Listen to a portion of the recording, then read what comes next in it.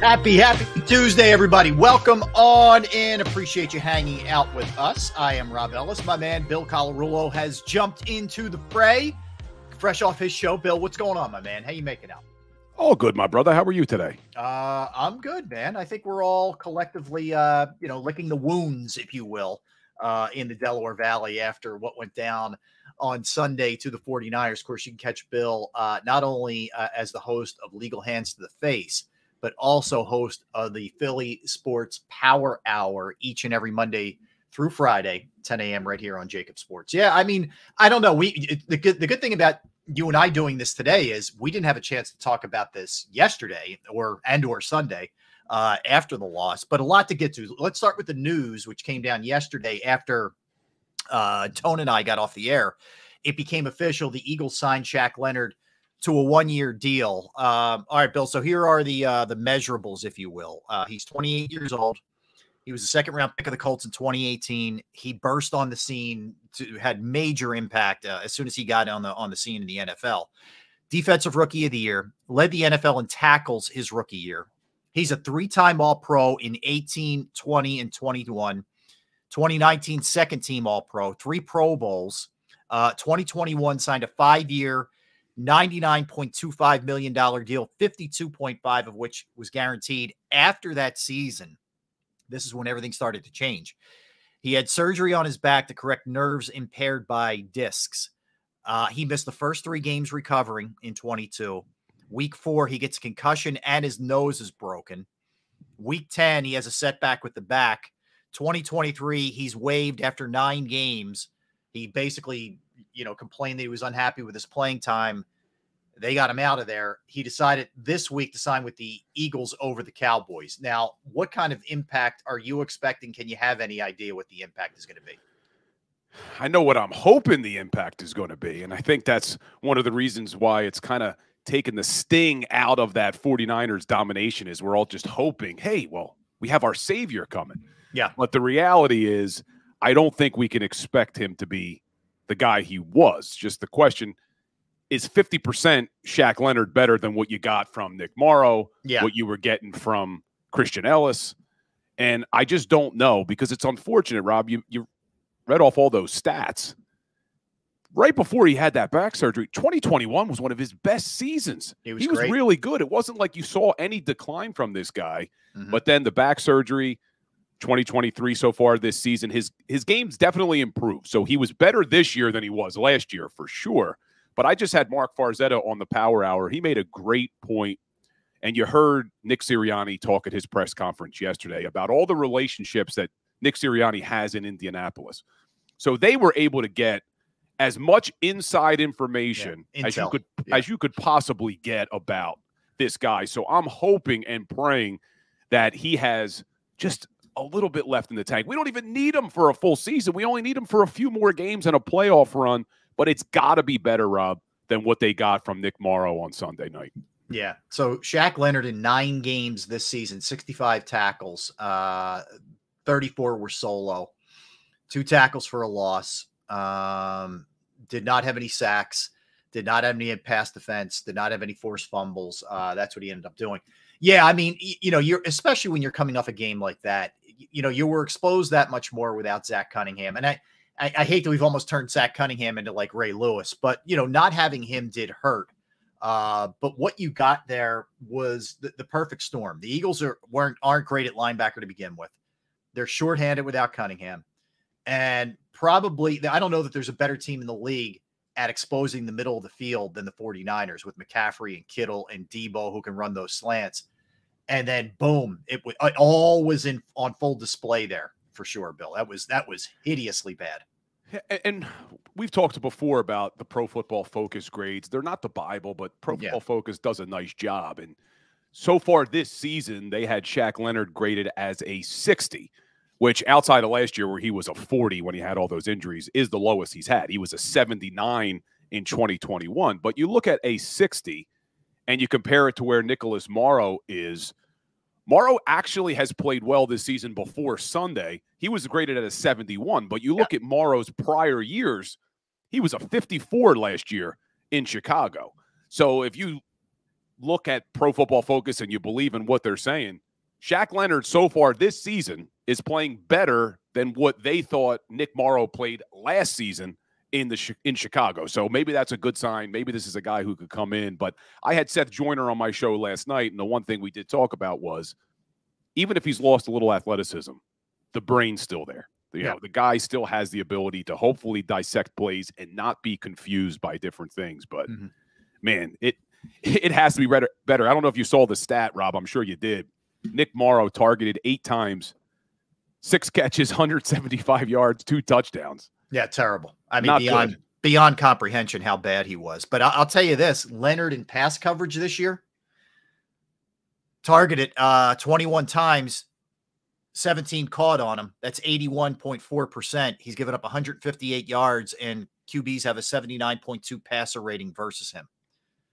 It's not great either, okay? All I'm saying is I'm with you. Obviously, I'm hoping that this is the upgrade that they need. And if anything, it brings you depth where you don't fall off a cliff if somebody's hurt. You know, that's something, right? That's something to be said. But I don't know. I don't know that a Colts team that's in contention for the playoffs, where he was a hero in that town, lets him walk just because he, you know, chirps a little bit about playing time. It concerns me that a team that has something to play for, where he is, again, you know, a very popular guy, is let go. I mean, right now the Colts are in. The season ended right now. They're 7-5 and they're in. They're the 7 seed, and they let him go. That's not a good sign to me.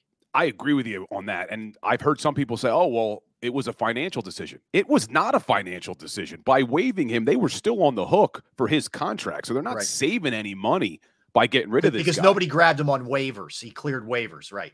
Exactly. They would have been on the hook for it if had somebody claimed him off waivers. And you knew he was probably going to clear waivers. Most guys do at this point. You saw Zach Ertz, who we could talk about as well. But so I agree. I'm a little concerned about that. Why would they let this guy just walk out the door? But, you know, what I'm really upset about is we were all saying this. This isn't just an overreaction to the San Francisco 49ers game. All summer long, our biggest fear, at least my biggest fear all summer, was I kept saying, I don't like what they're doing at the linebacker position. Why did you let TJ Edwards walk? I was okay letting Kazir White walk. I thought he had an up and down year. Yeah, I didn't think he was great last year. No, he started off decent, slowed down. TJ Edwards, I don't think we gave him enough credit in this town. And I said that in the offseason is we underrated him. He was a top 7 NFL in tackles. He was 94% of the snaps on your defense last year, wore the green dot, was really the leader calling the plays back there.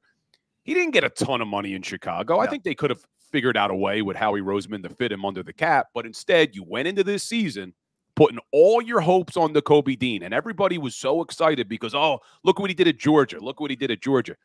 He played 34 snaps as a rookie. You had no idea if this guy could play. Was he going to be able to last an entire season? And now it's coming back to bite you, and maybe Howie Roseman's going to get lucky that a guy like Shaq Leonard became available, but we'll see, because I agree with you. Why the hell would Indianapolis let him walk out the door? Yeah, and just to back up your point here, TJ Edwards, and I know the Bears stink. I get it. I get it that the defense is on the field a ton and all that. So some of these numbers may be inflated a little bit, but 127 tackles, 2 sacks, 3 passes defense, 2 interceptions, 1 forced fumble and 1 fumble recovery for TJ Edwards, who did not get a lot of money. The only thing I don't know about is, was he just really hell-bent on getting back to Chicago where he's from? I don't know. I don't know, but he did not. That was not a big contract that he signed with the Bears. That's for sure. And if TJ Edwards was hell-bent on, I want to go home, I want to play in Chicago, I still think then Howie Roseman has to have a better plan B, because the plan B was, okay, we're going to sign the guy that Chicago let leave because they felt that they were upgrading from Nick Morrow to TJ Edwards. They let Morrow walk, and that was our one linebacker signing in the offseason, was bringing in Nicholas Morrow. So, look, I give Howie Roseman a lot of credit. He deserves it a lot. But I have not liked the philosophy of devaluing the linebacker position, because look what we saw on Sunday night. When you saw an organization that values the linebacker position with Fred Warner and Dre Greenlaw, it's scary behind the good defensive line. Yeah, it's a big difference. It really is. It's a big time difference. Yeah, and you know, The thing is, Bill, through when you start the season off 10-2, I heard before the San Francisco game, people throwing the word luck around. I don't buy any of that. I don't think you're lucky to get to 10-1, but I think there was some good fortune involved, and you got away with some things against some teams. And we kept saying in the lead up to the Niners game, you better clean these things up, or else this is the game that it's going to bite you. And that's exactly what happened. I think some of the falling behind early, always trailing at the half, et cetera, the lack of takeaways, all those things, among a lot of other things, caught up with them. And you know what the truth is too? If we're being really honest with ourselves, San Francisco's more talented. Doesn't mean they're going to win it. San Francisco's more talented across the board. They are. Yeah. One of the arguments we all were making about this team in the offseason when we knew there was all these changes on defense was, well, look how much talent they have on offense. And they do. The Eagles have a ton of talent on offense. But, man, you're right. The 49ers may actually have more talent on offense when you throw a guy like Christian McCaffrey in the backfield. He could just do so much. There's no one like Christian McCaffrey in the NFL. There's only one of them. Yeah, and it really, if you look at it this way, quarterback, okay, like ultimately would I want Hurts over Purdy? Yeah, but it's pretty close now. Okay. Running back's not close, as you just mentioned. Offensive line, okay, I'll go Eagles. Receivers are pretty darn close when you consider Debo, Ayuk. Their third options are better than the Eagles' third options. Tight end, it's Kittle. Goddard doesn't play enough or get enough throws to him. Okay. Defensive line, pretty close. Linebacker, not close. Secondary, not close. Coaching, when you take the coordinators into consideration, I mean, I'm just trying to be real here. Nobody wants to hear it, but it's the truth. Yeah, I hate the 49ers just as much as every other Eagles fan does, but you're not wrong. They are very talented. And look, the thing we have to hope is that this team was able to see the blueprint against the 49ers of, look, this is how they're going to try to attack us. And if the Eagles have to play them again, which I'm hoping they do here at Lincoln Financial Field in the NFC Championship game, that now they can be a little bit more prepared for that offense. Because, man, after those first two series where it was like, okay, defense is getting pressure on Purdy. Purdy looks like he's a little bit nervous. After that, 6 straight touchdown drives. I saw a stat Reuben Frank put out. That hasn't happened against the Eagles since 1966. Cowboys in 66 did it to them. Yeah, it's insane, man. Yep. Insane. So, yeah, you're definitely right. They are a more talented team, but again, more talented doesn't mean you can't win the Super Bowl, because there's a lot of things that can happen between now and then. The Eagles can make some corrections. They're getting some bodies back. Hopefully at some point they're going to get Cunningham back, and maybe Leonard, can play. You're getting Goddard, like I said, back. You're getting bodies back. That'll only help. And you never know what can happen with injuries with other teams also. And just weird stuff happens. The best team doesn't always win in a playoff setting. So it doesn't mean they can't win, but there's reason for some concern as far as I'm concerned with what's happening with the team right now. I mean, it felt to me, Bill, like, okay, the Niners went into the first couple series, got a feel for things, and it's okay. This is what we need to do. Bop, bop, bop. And when they did that, the Eagles had no counterpunch to their counterpunch. It was like, all right, the Niners did their thing. What's your answer now, Eagles? And they just didn't have it. And I know a lot of people want to say, hey, it's just one game. We're overreacting. This is what we do in Philadelphia. We overreact. Yeah. This wasn't just one game, in my opinion, when you look at some of the trends with the defense. They have been bad on third down all season long. Yep. They have been bad in the red zone all season long. They've been bad against the pass all season long. And now you're starting to see over the last few games them also not able to stop the run. 3 straight games. Yep. So this is a problem on the defensive side of the ball. And what I am hoping is that it is something that they can fix schematically, and that it's not just we don't have the personnel anymore. Because one of the things we did think when you looked at that defense, there were changes at linebacker and there were changes at safety, but you thought you could at least rely on your corners, that Slay and Bradbury were going to be Pro Bowlers or all-pro caliber corners. And they've played well at times, but they certainly have not been good enough for that defense. Yeah, and that to me is the major question. Is it just you're not playing up to your capabilities? I'm talking about on the defensive side, that you're not playing up to your capabilities. You can be better. I think there's a case to be made for that. Like the tackling was horrendous. You can certainly be better tacklers. There's no doubt about that. But ultimately, is there enough talent on that side of the ball? That's the thing that would be is more troubling to me. Like if I could just chalk it up to, hey, they played like crap, which they did, then I'd feel actually better because I know you could just move on from that. I just don't know that there's enough on that side of the ball right now. You know, once you can be beyond the defensive line, there's a lot of holes there to be exploited, and really good teams will.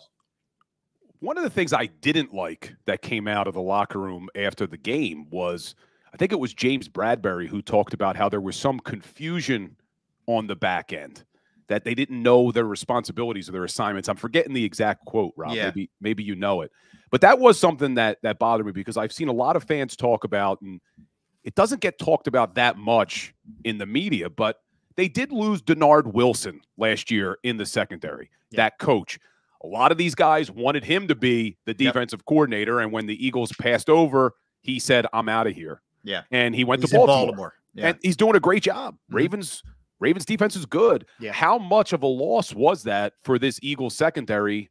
I don't know. Did these guys just take a step back from a skill perspective, or was Leonard Wilson a bigger loss than we all think? I also don't know, and this ties into this, I don't know that we accounted enough in the offseason. Again, they're 10-2. So I'm trying not to get crazy here with this, but I don't know that we accounted enough for the growing pains of the coordinators that they were going to go through, despite still having Sirianni, despite still having Jalen Hurts, despite having a lot of talent on the team. And I think we're seeing it, like I definitely think Sean Desai has had a much more difficult task than Brian Johnson because A, they lost some pretty valuable pieces, and B, they've had some injuries that have really impacted them. So I think he's had the harder road to hoe. Brian Johnson, it shouldn't look. Now the points per game is pretty comparable, but we know just by watching some of this that it's just been off at times.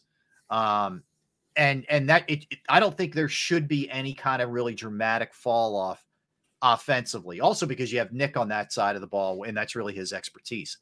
The defensive side of the ball is a little bit more understandable, but nonetheless, it doesn't matter if it's understandable or not. Here we are, right? And it hasn't looked as good. And we're going to get heavy into the defense in a minute, but Bill, they're down near the bottom in a lot of categories, man. Like it's not just one bad game.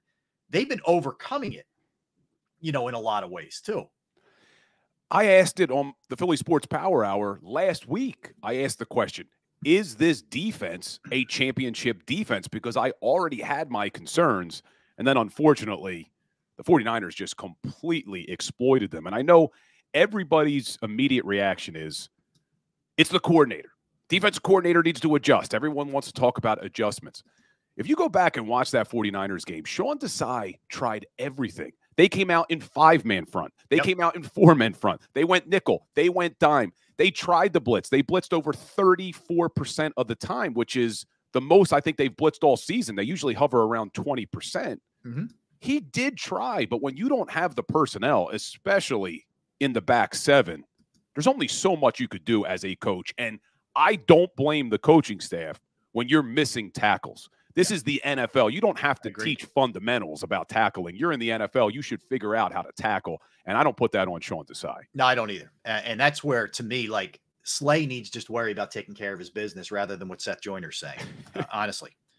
How about that whole back and forth? Well, it's like, and Seth, was on Jacob's post-game show giving an honest opinion of where he's at. And if you didn't hear it, Seth basically said, what troubled him. I'm paraphrasing, and you had him on, I know, on your show, Bill. But what he said was he was troubled by not only the bad tackling, but the lack of want-to. And that's what got Slay's ire. He said, I'm paraphrasing him now. Agreed. We didn't tackle well enough, but the want-to is there. So anyway, it's like, sometimes you got to just take the L if you're a player and not get involved in the noise. And I know that's kind of Slay's personality. I get it. But like, it's a bad look after you got beat down like that and your defense played the way it played. And what we need to see is these guys respond to it. We've seen Jalen Hurts and Nick Sirianni and this team be able to respond to adversity. Well, yeah, Seth Joyner called out that secondary, called them out, said they looked like they were disinterested in tackling, and it obviously rubbed Slay the wrong way. What bothered me was, you talk about Seth Joyner calling them out. Deebo Samuel has been calling you guys out for almost a year, and no one looked interested in bringing him a tackling. You know, no one brought what Deebo Samuel, 4 targets, 4 catches, 2 touchdowns in the air, another one on the ground. So that's what bothered me. But let's hope, hey, maybe they got called out by Seth. They got embarrassed in that game against the 49ers. Now we need to see this defense respond in a big way on Sunday night. Yeah, and look, I see people in the chat saying, "Hey, the Niners lost 3 games in a row." They did. They were without Deebo, they were without Trent Williams, but the Eagles have had injuries too. That's why I say, it doesn't mean you can't win a Super Bowl. It doesn't mean you can't start playing better and get things, in the right shape for you to make one of those playoff runs. It's not a write-off. It's a situation where you recognize what's going on, and like you said, we've seen these trends for a while. They've been able to mask it. Like the fact that you've trailed 5 straight games at halftime, there's a problem offensively. And last week was only 14-6. You weren't getting, lit up and destroyed. There's clearly something wrong with the way they're scheming this thing up, or the in-game adjustments early, or whatever. The first 2 drives, they look great, but they only got 6 out of it. Okay. But what else did you do the rest of that half? Nothing. And that, to me, is a big question for Brian Johnson and Nick Sirianni. Why is it looking like this coming out of the chute? So poor, where you have to go crazy in second halves to come back and win. And we talked about the lack of skill on the defensive side of the ball, potentially. They do not lack skill on offense. No. With all the guys that they have. Dallas Goedert being out is a big loss. It hurts you in the running game. It does hurt you in the passing game. But there's enough other skilled players on that offense that shouldn't happen. You should not be shut out for halves at a time. And it's more alarming to me because we know those first 10 plays are usually scripted. So this is game planning by Sirianni and Brian Johnson going into the football game. And I talked about it earlier on my show about Nick Sirianni's press conference yesterday finally acknowledged that, hey, maybe we need to do a better job as coaches committing to the run. Yep. And it's something we've been calling out for a while. And I'm not naive. This is not the 90s. We don't run the ball 40, 50 times a game. This is a passing league. But you have to be balanced, especially when you're going up against a team like the San Francisco 49ers. We just talked about how skilled they are at the linebacker position, how good they are at the defensive line. You have to at least make them respect the run. And I looked at some of the numbers. I'm on now looking at it. On the Eagles' passing plays, they ran play action about 17% of the time.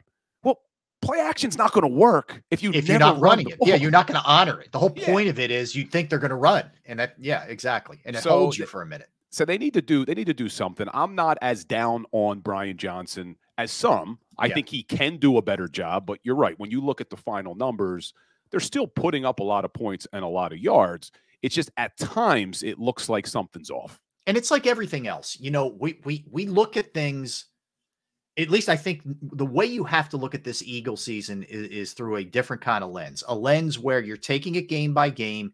Yes. And you're 10-2. Yes. You still have the best record in football. You have the best record in your conference. Yes. But you're also looking at it like, all right, are some of the deficiencies, are you able to overcome those as we march forward? Like this week against the Cowboys, where you're the underdog again, like whatever happens in the playoffs, like if you get the Niners again. So you're always looking at it through a couple of different lenses here when it comes to this Eagles team. It's not just as simple as, hey, they're winning, and then everything stops from there. No. And I also agree it's not a beauty contest either, but you just don't want those cracks. Like an examples last year, you got to the Super Bowl all year long. We were concerned about the special teams. Boom. Special teams bit them in the ass, right? So you just don't want that kind of thing to come back to bite you again. That's all. Yeah, that's why I don't think it's an overreaction. And look, the Eagles were in a tough spot, not making excuses. We know 49ers were on longer rest, and the Eagles had played a lot of emotional games. They beat the Buffalo Bills in overtime. They beat the Kansas City Chiefs in Kansas City on a Monday night. So you were due for a little bit of a letdown game. And if this was a tough loss where it was a close, battled game and they lost a close one, you give them the benefit of the doubt. It was just that all of the things that we've been worried about were on full display. The linebacking core, the passing defense, third down defense, red zone defense. And then on the offensive side of the ball, I know they got away from the run late because they were down by so much, but only 4 carries for DeAndre Swift in the first half. It was just everything we've been saying for weeks now, even though they've been 10-1 before that game, just was on full display. And I think that's why everybody's been so upset about it. Agreed. All right. So here's what we're going to do, Bill. We're going to take a quick time out. Let's dive into the defense and some of the things that are trending and kind of see what can be corrected here and what you're going to have to live with and sort of overcome as we go forward. Then we will get a little bit more into some of the other things. Offensively, some of the positives. We'll look at Dallas a little bit here, who they have coming up. 3 of the question too, where's Nolan Smith and Keely Ringo? I mean, these guys can't get on the field. So we'll discuss. We'll hit all those things when we come back. He's Bill Colarulo. I am Rob Ellis. We are Sports Take on this Tuesday, hanging out with you. I want to tell you about Bravo Pizza of Havertown. Thrilled that they are a sponsor of the channel, of the show itself. I've been going there since I was a kid. It's family owned since 1985. You got Alex and that great crew in there each and every day, putting out the most fresh and the greatest variety of food you could possibly have. They have 20 different styles of pizza. They have slices to go. They have specialized pizza. However you want it, you request it, they'll make it. But if you're not up for pizza, they have fresh pasta, sandwiches, wraps, wings, salads. Bravo's also committed to the community. They have fundraisers for charities, for schools, for little leagues, where the proceeds go to those organizations. You can follow them at the Bravo Pizza of on Instagram and Facebook for daily specials and promotions. They're located at 1305 Westchester Pike, Manoa Shopping Center in Havertown, Pennsylvania. 1305 Westchester Pike, Manoa Shopping Center, Havertown, PA. Give them a call right now, 610-446-3810, 610-446-3810, Bravo Pizza of Havertown.